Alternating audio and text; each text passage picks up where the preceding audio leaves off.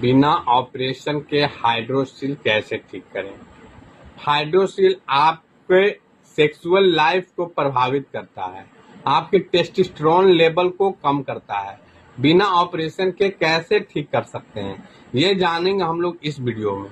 और हाइड्रोसील के वजह से टेस्टोस्टेरोन कम हो जाता है, आपका टेस्टोस्टेरोन आपका बॉडी में बनना बंद हो जाता है, स्पर्म काउंट आपका जो है लो हो जाता है, सीमेन आपका कम बनता है, जिसे आप वीर्य कहते हैं। ये टेस्टिस में स्वेलिंग के वजह से होता है।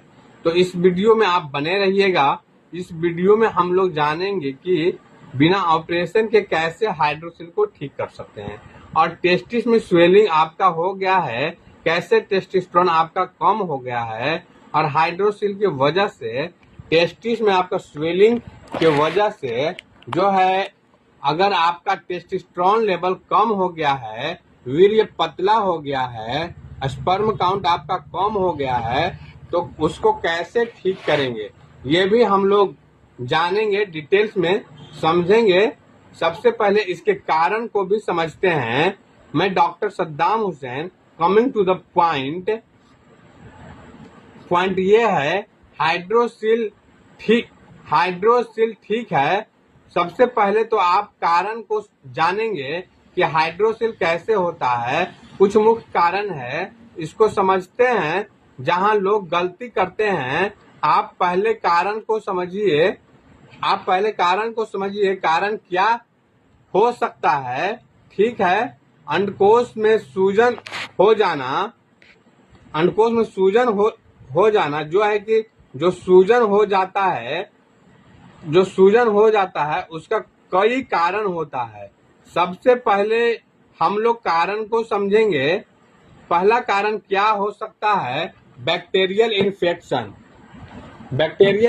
बैक्टीरियल इन्फेक्शन मुख्य। दूसरा पॉइंट क्या हो सकता है, कभी चोट लग गया किसी पेशेंट को, उसके वजह से भी स्वेलिंग आ जाती है। ठीक है, वेरिकोलस जब हो जाता है तब जो है स्वेलिंग हो जाती है। ठीक है, हर्निया के वजह से भी हाइड्रोसील हो जाता है। कभी कभी दोनों एक साथ देखने को मिलता है कि हाइड्रोसील भी है और हर्निया भी है। तो ये 4-5 कारण है, और आप जो है केवल फलेरिया के दवा खाएंगे तो कैसे ठीक होगा, मरीज ठीक नहीं होगा।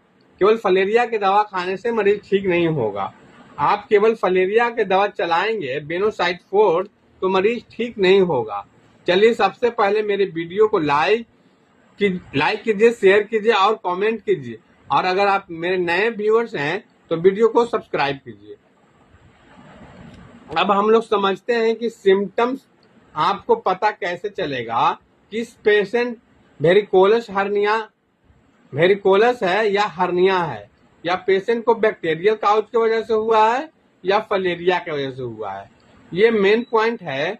तो ये पॉइंट को समझने के लिए सिम्टम्स की तरफ हम चलेंगे।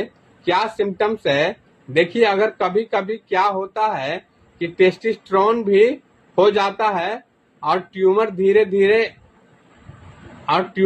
धीरे कैंसर में भी बदल जाता है। इसलिए ये सब कुछ समझना जरूरी है। कैसा सिम्टम देखने को आपको मिलेगा टेस्टिस ट्यूमर्स में, ये समझेंगे न। देखिए इसमें क्या सिम्टम्स हो सकता है। देखिए, हाइड्रोसील में ज्यादा पेन नहीं होता है, प्राइमरी स्टेज में दवा की जरूरत नहीं होती है, लंगोट पहनेंगे, ज्यादा भारी काम नहीं करेंगे, जिम नहीं करेंगे, वर्कआउट नहीं करेंगे, कूद फान नहीं करेंगे, तो ये ऑटोमेटिकली ठीक हो जाता है। इसमें कोई दवा की जरूरत नहीं पड़ती। जब सीवियर हो जाती है तो ट्रीटमेंट की जरूरत पड़ती है। एक चीज संदेश सभी के माइंड में रहती है कि मेरा जो है टेस्टिस छोटा है और एक बड़ा है, तो घबराना नहीं है। तो इसको हम लोग क्लियर कैसे करेंगे, अल्ट्रासाउंड से क्लियर करेंगे।